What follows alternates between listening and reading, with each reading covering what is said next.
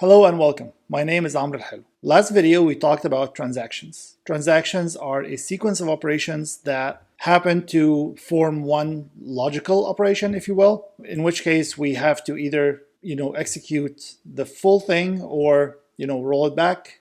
We talked about that in detail. We also talked about transaction processing systems and the fact that they often allow transactions to execute concurrently or by interleaving the different operations between different transactions to allow for better utilization of resources as well as better throughput and response time. And because of that fact, we defined a set of properties which we refer to as the ACID properties. Those are desirable properties for transaction processing systems. ACID stands for atomicity, consistency, isolation, and durability.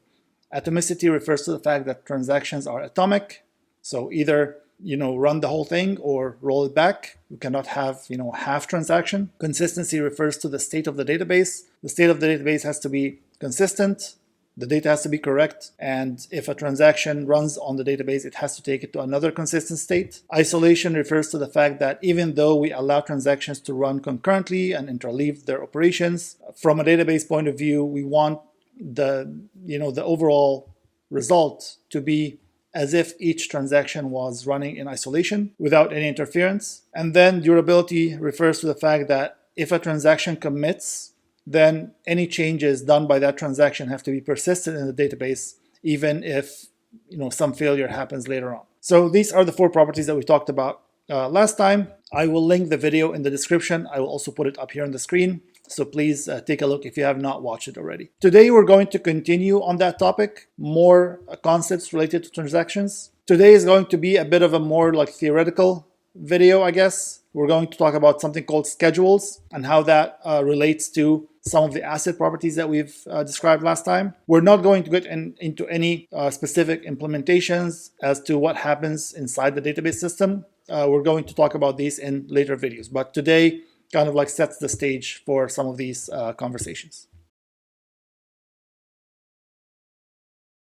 So to start, we're going to define something that we refer to as schedules. A schedule is basically an ordering of operations that often come from different transactions. This is unrelated to the scheduler component that you may have heard about in databases. The scheduler component is some module that actually schedules and runs tasks and jobs and stuff like that. This has no relation to what we're talking about today. You can think of a schedule as just as a sequence of operations that include operations from multiple transactions. So this sequence tells you what is the order of execution of these operations. So as an example, let's say we have two transactions, T1 and T2, and each transaction has some operations. If we were to write this as a schedule, so let's say we're going to create a schedule called S, this basically includes all the operations in the order which they happen in this particular scenario. So the first operation is read X. So we're going to write read X, and we put the one subscript to indicate that this is from transaction 1. So R read 1 is transaction 1, X is the object that we're reading. The next one would be read X, but from transaction 2. So we put R2X. Write X from transaction 1, so W1X. Read Y from transaction 1, so R1Y, and so on and so forth, all the way to the end. So this representation is called a schedule. It's a representation to represent a particular sequence of operations that in this case belongs to two different transactions. A schedule is, you can think of it as one possible way of executing multiple transactions. So for these two transactions, there are many different ways you could interleave these operations, right? So each possible way of interleaving these operations is a schedule. So for any given set of transactions, you may have many possible schedules that you can run these transactions into. Not all of these schedules are correct. Some of them are correct, some of them are not. We will define what correct means in a bit. But just know that not all of them are correct. Correct has to do with consistency. So if a schedule ends up leaving the database in a consistent state, it's considered correct, otherwise it's not. So the database system, if it supports the ACID properties, it needs to be able to tell which potential schedules are correct and which are not, and try to prohibit using any of the incorrect ones. So this is how this plays into the database system, and how we're going to talk about that later on in other videos. The next concept that we're going to define is something called conflicting operations. What are conflicting operations? So for two operations to be conflicting, some conditions have to be met. The conditions are these two operations have to belong to different transactions, they need to be accessing the same object, and at least one of them has to be a write operation.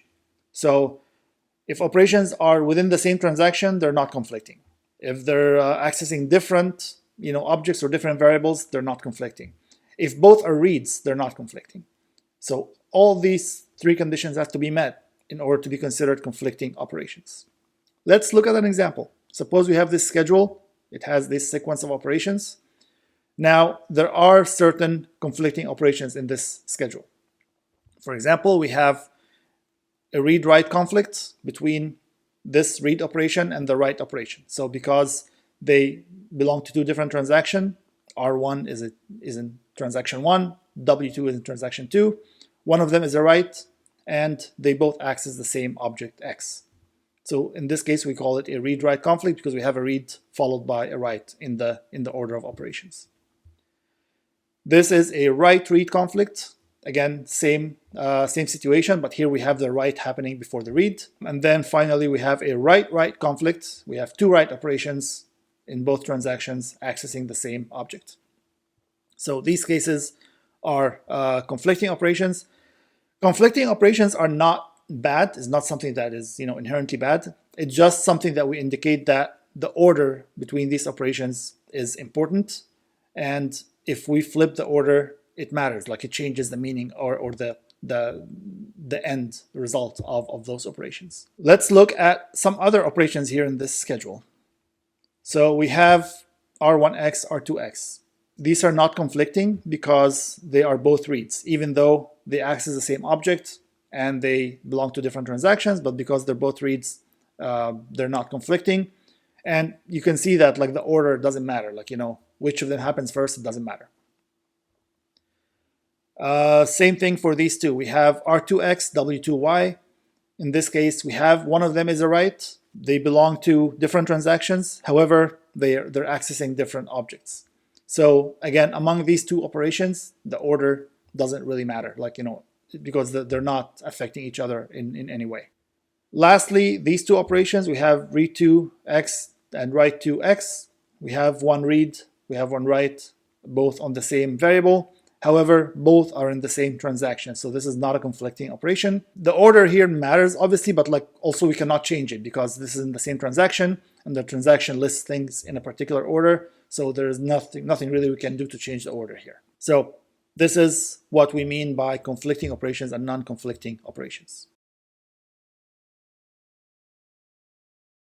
Now, let's talk about schedules again from a point of view of recoverability. What is recoverability? Let's talk about that first. If you remember when we talked about the atomicity and the durability properties, right? Atomicity says that a transaction has to either execute as a whole, or we have to roll it back if, let's say, a failure happens or something. And durability says that once a transaction is committed, its changes or its effects have to be persistent in the database. So we should not roll it back after it's been committed. So recovery of a database systems means that if a failure happens in a transaction, we want to be able to recover the database to a consistent state by rolling back things that have not been committed and making sure that the data is still consistent. So when we talk about recoverability in the context of schedules, we want to basically understand if a given schedule allows us to recover the database in the case of failure. So we want to define something that's called a recoverable schedule. So recoverable schedule is basically just the definition that I just said. A recoverable schedule is a schedule that allows us to recover the database to a consistent state after a transaction failure. For a schedule to be considered recoverable, there's a condition. The condition says that if, let's say, the schedule has multiple transactions, and if there is a transaction that writes a particular variable, and then another transaction that reads or writes the variable after that, then that first transaction must commit before the second. This is the condition. If this is satisfied for every pair of such conflicts, then this schedule is a recoverable schedule. How do we check that in more practical terms? look for all the write-read and write-write conflicts. So because you said, if T1 writes and then T2 reads or writes, so write-read or write-write, look for all such conflicts and see if the order of transaction in these conflicts, first of all, is the same for all of them, and second, that the commits follow that same order. So let's look at an example. So we have this schedule. Where are the conflicts? We have W1 and R2. So we have a write-read. Transaction 1 happens before transaction 2 in this case. We also have a write-write conflict, also T1 followed by T2. So all of them are happening in T1 followed by T2. And we have the commits in the same order. Commit of transaction 1 followed by commit of transaction 2. So this says that this is a recoverable schedule. Okay, so it follows the definition, but what does that actually mean, right? Like, we don't have a sense of what that means in reality or in practice, right? So basically, let's look at that schedule again. Let's represent it in our timeline view that we've seen before. So this schedule can be mapped into this. We have two transactions. We have the read and write in T1, and then read and write in T2, and then the two commits. This is the order of execution following this schedule. So why is this considered recoverable, right? Let's say a failure happens in T1 before it commits. So since a failure happens, by default, we need to roll back T1. This is, we already know that. And because T2 read a variable or read a value X that was written by T1, this means that T2 is actually dependent on T1. And if we roll back T1, this means that this value is invalid. And we need to roll back T2 as well, which is okay since we have not committed T2 at that point in time, like when the failure happened. T2 hasn't committed yet. So we can roll back both T1 and T2, and the database will be in a consistent state. Basically cancel anything that has been done by these two transactions, and the database is consistent. If, on the other hand, there was a failure in T2, then again, we will have to roll back T2. T1 is not dependent on T2 in any way, so T1 can continue, and again, the database will be consistent. So if a failure happens in either of those cases, we know we can recover from it, and we will end up in a consistent state. One note in that first case, when we had to roll back T1 and then kind of like roll back T2 as well, this is called a cascaded or cascading rollback, which means that you roll back one transaction, but that triggers rolling back other transactions that are still in progress because they depend on something that you roll back. This is called the cascading rollback. We'll get back to that in a bit. But this is why we see that this is a recoverable schedule, because we can recover from failures and end up in a consistent state. Let's look at a different schedule. If we switch the commit order, right? So we know that this now doesn't follow the same order that we have talked about in the beginning, so this is not a recoverable schedule. But why? Why is that not recoverable in practice? Again, let's look at the representation that we have. Now the commits have been switched. Again, suppose that a failure happens in T1 before it commits, but after T2 has committed. Because the order is different now, T2 can commit before T1 does. So if a failure happens at this point, we know that we have to roll back T1, right? But what about T2? T2 has read something that was written by T1, and it has committed. So T2 should be rolled back because it's invalid because of that dependency on T1. But if we roll it back after it's been committed, then that violates the durability property. Or if we leave it there and not roll it back because it's already committed, then basically the data is now inconsistent because we dependent on something that has been rolled back. So either way, we end up in an inconsistent state. So this is why this schedule is considered non-recoverable. And in practice, databases would not permit such schedules, will not permit the operations to execute in such order. So this tells us the difference. Remember the previous example, we talked about the cascading rollback, right? The cascading rollback, we said that this happens if we roll back one transaction and that triggers rolling back multiple other transactions. This is an expensive operation because these other transactions may have already done a lot of work, and now we have to do more work to reverse, some of that effects. So databases usually try to avoid that, and that's why we define something that is even stricter than recoverable schedules. We define something called cascadeless schedules. So a cascadeless schedule is basically a special case of a recoverable schedule, but that does not have cascading rollbacks. So what are the conditions for a cascadeless schedule? So since this is a special case of a recoverable schedule, the first condition is the same. And then we have an additional condition that says for any write-read conflict, the first transaction, the one that writes, needs to commit before the second one reads. So this would prevent cascading rollbacks. Why would that prevent it? Let's see in an example. Let's look at this schedule here. This is the same one that we have seen before, just to kind of like illustrate the conditions. So in this case, let's check first for recoverability. So these are the conflicts that we have. Both are going from T1 to T2, and the commits are in the same order, so this is recoverable. However, is it cascadeless or not? The condition says that if we have a write-read conflict, which we do, the first transaction should commit before the read. This doesn't happen here. So therefore, this is not a cascadeless schedule. And this is the same example that we've seen before. If a failure happens, we need to roll back T1, and also we need to roll back T2 because it depends on T1. Now let's see a different example. If we switch things up a little bit. Now again, let's check for recoverability first. So here are the conflicting operations.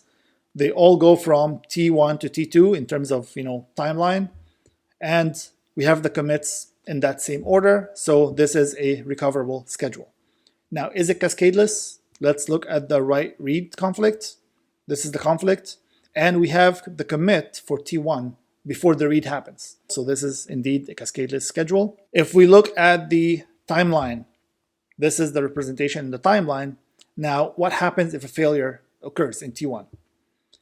Let's say the failure happens before the write. We'll have to roll back T1 either way, but since T1 hasn't changed X yet, then T2 did not read anything that's invalid, and T2 can continue. We don't need to roll back T2. If the failure happened after the write, in this particular case, again, we don't have any reads that happened in T2 that depend on the result of that write. We have a read in the beginning, but that was not after the write. So again, at this point in time, before the commit, we can roll back T1 and continue with T2 because nothing invalid has been read. And again, no cascading rollback has happened. So hence, this is a cascadeless schedule. We can go back even stricter and define something called strict schedules. It takes things a little bit further. So again, this is a subset of the cascadeless schedule. So we have the two conditions that we've seen before. This one puts even more restriction on the second condition. Instead of looking only at write-read conflicts, we're going to look at both write-read and write-write conflicts and make sure that the commit happens before that second operation happens. So again, if we have an example like this is the same one we've seen last time. We know that all the conflicts go from T1 to T2 and the commits happen in the same order, so this is recoverable. We know that the commit in the write-read conflict, the commit happens before the read, so this is cascadeless. But we have a write-write conflict and the commit does not happen before the second write, so this is not strict. If we move the commit a little bit, and we have a schedule like this, then the third condition will be met, and this will be a strict schedule. So in terms of recoverability, all the different types of schedules that we've seen, we can represent them in this Venn diagram. So if we imagine that we have the universe of all schedules, a subset of those are recoverable, a smaller subset are the cascadeless schedules, and then an even smaller subset is the strict schedules. So this is from a recoverability point of view. Now let's talk about schedules in a different point of view, and that's serializability. This is related to the I in the asset properties. I is isolation, right? So we said that in an ideal world, transactions should act as if each one of them is running in isolation with no interference from other transactions. So how do schedules play into this? We talked about this briefly last time. So a schedule could be a serial schedule. A serial schedule means that there's no interleaving of transactions. So even if we have multiple transactions happening, each of them runs by itself until it finishes, and then a next transaction will run, and so on. So if we have two transactions, for example, they might look like this. So everything in T1 finishes, and then everything in T2 finishes after that. There's no interleaving. Potentially, it could also be the opposite. It could be T2 starts first, and then T1 after that. So if we have n transactions, we could have factorial n possible serial schedules. Basically, it becomes an ordering problem, right? Like you're trying to order these transactions where each of them just runs from beginning to end, and then you switch to a different one. So for n transactions, you have factorial n serial schedules, but you have many more non-serial schedules that are possible as well. One thing to note is that serial schedules are considered correct. Why? because this has to do with the consistency again. If the database is in a consistent state, each transaction by itself, if it acts in isolation, takes the database from a consistent state to another. If you continue to execute transactions one at a time, you know that after every transaction you're going to end up in a consistent state. So a serial schedule basically does that. It executes transactions one at a time, so we know this is a correct execution. Of course, it limits concurrency and it has bad utilization, bad throughput, and all that, but at least we know that it is correct. So to try to have better utilization, we're going to try to relax things a little bit. So instead of looking for serial schedules, we're going to define something called a serializable schedule. A serializable schedule is a schedule that is equivalent to a serial schedule. What does equivalent mean? We're going to define what equivalent means in a second. There are several ways to define equivalence, but the one we're going to talk about is called conflict equivalence. So again, we're trying to define equivalence so that we can define what a serializable schedule is. So, okay, what is this conflict equivalence? Two schedules are considered conflict equivalent if for any conflicting operations, they happen in the same order in both schedules. So this is the definition that we have. So basically, with the respect of conflicting operations, these operations have to happen in the same order, in the same relative order, in both schedules. So let's look at an example. We have these two schedules, S1 and S2. So these are the same transactions, just like the operations are interleaving in different ways. We want to check that for each pair of conflicting operations, they happen in the same relative order in both schedules. So the first conflicting operations are R1 of X and W2 of X. In both schedules, the read operations happens before the write operation. So they have the same relative order between these two. So that's one. Another one is W1 and R2. Again, same relative order. The W happens before the R.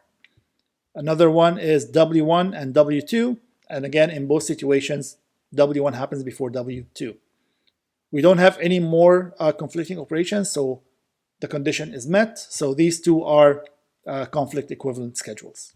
If we look at a slightly different example, so we switch things a little bit in S2. Again, this conflict is the same order in both. These pair of conflicting operations also happen in the same order. However, these two, W1 and R2, happen in opposite order. In the first schedule, we have W2 happen before R2. In the second one, we have R2 happen before W1. So since this is not the same order, then these two are not conflict equivalent. All right, now with that definition in mind, let's go back to the serializability definition. We said that a schedule is serializable if it's equivalent to a serial schedule. Now, since we've defined the concept of conflict equivalent, we're going to tweak that definition a little bit and say it's conflict serializable if it's conflict equivalent to a serial schedule. Let's explain that with an example because I know there's lots of confusing terms here, so let's take it one step at a time. Let's look at this schedule. This is a serial schedule because we have all the operations in transaction 1 happen and then all the operations in transaction 2 after that. So there's no interleaving, no concurrency here. Each transaction is happening completely isolated. Now, let's say we have another schedule that has some interleaving now. We want to see if this is conflict equivalent to the first one. So we're going to check all the conflicting operations. We have R1 and W2. They happen in the same order in both schedules. We have W1 and R2. Again, they happen in the same order.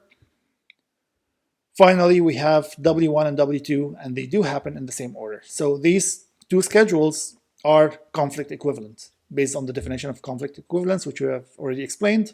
So since these are conflict equivalent, and the first one is a serial schedule, then the second one is a conflict serializable schedule. Let's talk about it kind of like in an informal way a little bit. So a conflict serializable schedule, this means that basically you have the conflicting operations in the same order as a serial schedule, but the non-conflicting operations, you can think of it that you can hypothetically start moving some of these operations a little bit to make it end up becoming a serial schedule without changing the order between conflicting operations, right? If we can do that, then it's the same as a serial schedule. The same in the sense that the effect on the database at the end is the same. So let's see an example of that. So here is a schedule, and let's again see the timeline view. We have these two transactions executing concurrently. So let's look at the operations.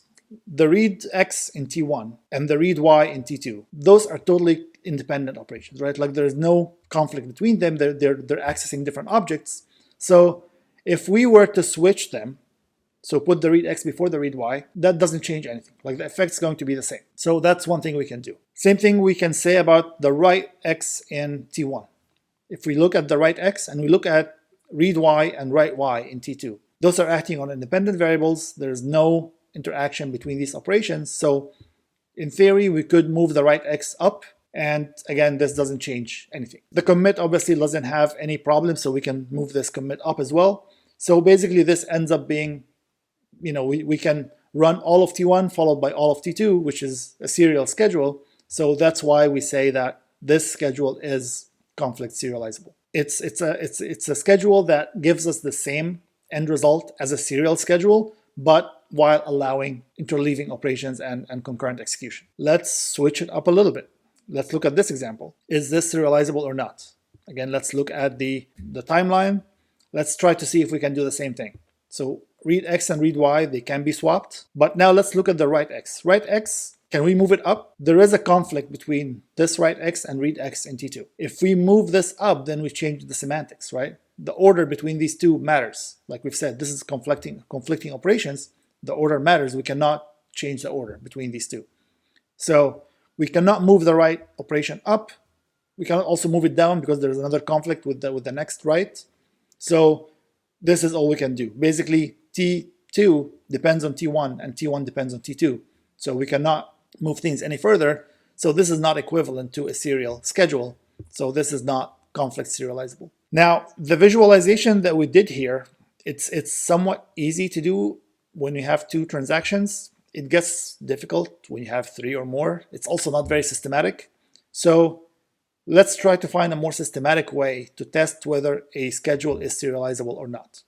This is done using a dependency graph. What does that look like? In a dependency graph, we're going to represent each transaction with a node, and then we'll explain how to add the edges in these between these nodes. So let's start. Again, this is our example.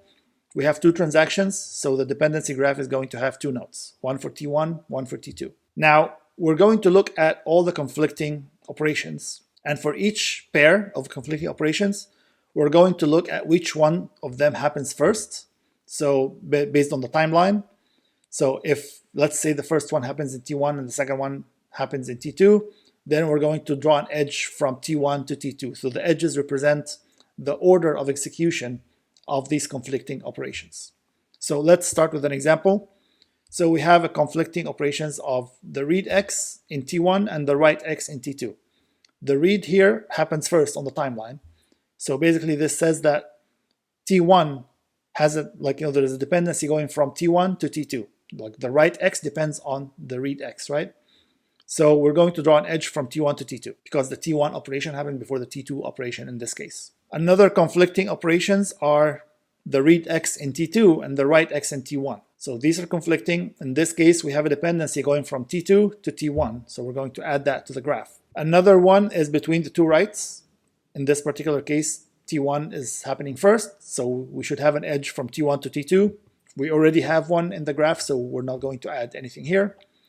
And this is basically all the conflicting operation pairs that we have. So now we look at the graph. The graph has a cycle because we have T1 to T2 and T2 to T1. So basically it means that T1 depends on T2 and T2 depends on T1 as well. So we cannot, make this into a serial schedule. It's not equivalent to any serial schedule. So therefore it is not a serializable schedule. Let's look at another slightly bigger example. Here we have three transactions. So the graph now has three nodes. We're going to look at some of the conflicting operations, maybe not all of them because there are too many, but let's look at some of them. So we have this one from the read Z and the write Z. So this is going from T2 to T3.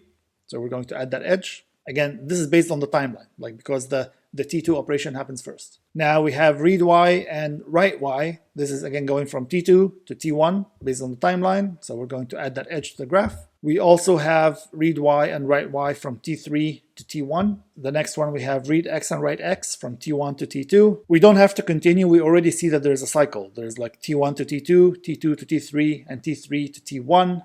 So we have a cycle. All of them depend on each other. Therefore, this is not serializable. Let's see another schedule for those same transactions, but in a slightly different order of interleaving the operations. So again, starting with our empty dependency graph, let's look at all the conflicting operations that we have. So we have a couple of operations that are conflicting between T3 and T1, going in this order, so T3 to T1. We have also a couple of them going from T1 to T2. We have a couple going from T3 to T2. I did not write, or I did not put all of them in the slide, but this is basically all the edges that we have. Like if you try any other combination of operations, you'll see that they still follow those same edges. There are no new edges that you can find. So if we look at this graph, there are no cycles. You can actually start seeing that T3 doesn't depend on anything. T1 depends on T3 only. T2 depends on both of them. So this is serializable, and you can say that this is actually equivalent to a schedule where T3 executes first, followed by T1, followed by T2. So this is a systematic way to test or check whether a schedule is serializable or not. Again, like we've seen in the recoverability, here is the serializability aspect of it. Again, if we look at all the schedules, a bunch of these schedules can be serializable, and then a very small subset is the serial schedules. In terms of serializability, the database system is not going to use this check to test if a schedule is serializable or not. Basically what happens, because you don't know, like at the time of starting the execution, you don't already have all the operations happening. You don't know what interleaving looks like. So the database system cannot check that in the beginning. But what it usually does is that the system would have a bunch of rules that prevent that from happening in the first place, prevent running things in a non-serializable way.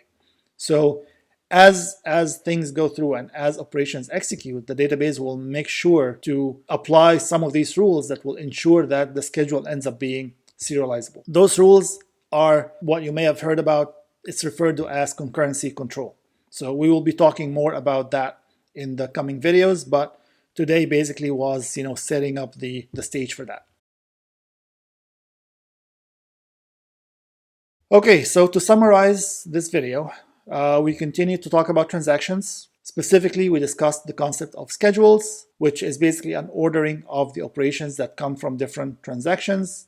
This is how they execute in an interleaving fashion, or even if it's in a serial fashion. If you have a group of transactions, you could execute them in varying ways. Each of these different ways is a schedule. So there's many possible schedules for a given set of transactions. Some of these schedules may put the database into a consistent state, while some may not. We talked about the concept of conflicting operations. We looked at the schedules from the point of view of recoverability, whether a schedule would allow us to recover the database to a consistent state after a failure or not, and we've seen the conditions for that. We also looked at the schedules from a serializability point of view, and whether a schedule is equivalent to a serial schedule or not. And we use the dependency graph to check for the serializability of a schedule. Next time, or in the next video, we will start talking about concurrency control and how this is actually handled inside the database system. Any comments or anything that's not clear or any questions, please let me know and I will try to get to that. If you like the video, please hit the like button. Please subscribe into the channel if you have not already. And with that, thank you so much for watching, and I will see you in the next video.